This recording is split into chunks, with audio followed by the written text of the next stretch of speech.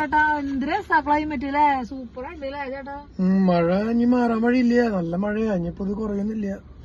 ഇതെന്താ കാലാവസ്ഥ പ്രവചനം പറയടി, നീ എന്നിട്ട് പറയാ. ഞാൻ ചേട്ടന്റെ എക്സ് ലവറിനെ കുറിച്ച് പറയൂ. എന്തിനാ ആവശ്യമില്ലാത്ത കാര്യങ്ങളൊക്കെ വെറുതെ പറയാൻ.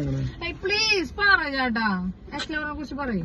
നീ ഒന്നും മിണ്ടാണ്ടെന്ന്, വെറുതെ നമ്മ മനസ്സമാറ്റി സ്ഥലത്തേക്ക് വന്നിട്ട് നമ്മ അതും വലിയ ആവശ്യമില്ലാത്ത കാര്യങ്ങളൊക്കെ സംസാരിച്ച് വെറുതെ ഓരോ തല്ലുപിടിക്കില്ല, സത്യമായിട്ട് ഞാൻ തല്ലുപിടിക്കില്ല, ഞാൻ ചോദിക്കില്ല, ഞാൻ ഇതിനെ കുറിച്ചൊന്നും ഇനി പറയില്ല. തമാശ രീതിയിൽ എടുത്താ മതി, പ്ലീസ് പറയേ.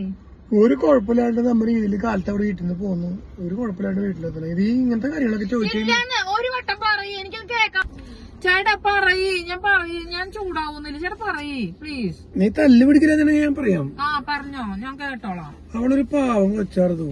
ഇപ്പൊ ഞാൻ എന്നിട്ട് പറയാം, അതിനെ കുറിച്ച് പറയണമെന്നുണ്ടെങ്കിൽ വീട്ടിലെ കാര്യങ്ങൾ പറഞ്ഞാലും ഒരു പാവം കുട്ടി, എന്നോട് നല്ല കെയറിങ് ആയിരുന്നു.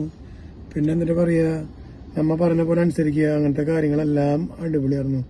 സത്യം പറഞ്ഞ മൊത്തത്തില് എന്റെ അടുത്ത് തല്ല് പിടിക്കാനോ നിന്നെ പോലെ തല്ല് പിടിക്കാൻ വരെ അങ്ങനത്തെ പ്രശ്നങ്ങൾക്ക് ഒന്നും വരില്ല. സത്യം പറഞ്ഞ ഞാൻ സത്യം പറഞ്ഞു എന്റെ അടുത്ത്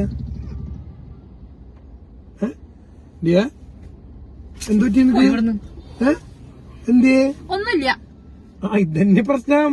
അല്ലെങ്കിലും ഇങ്ങനത്തെ കാര്യം ഞാൻ സ്റ്റാർട്ടിങ് നിന്റെ അടുത്ത് ഞാൻ പറഞ്ഞായിരുന്നു ഇങ്ങനത്തെ കാര്യങ്ങൾ. ചേട്ടൻ ഞാനിപ്പോ തല്ല് പിടിക്കണ കാരണം അങ്ങനെയാണ് ഞാൻ ഒഴിഞ്ഞു വരെ തരാം. ചേട്ടൻ എന്നാ പൊക്കോളെ കൂടെ ഞാനായി ബുദ്ധിമുട്ടില്ല ചേട്ടന്.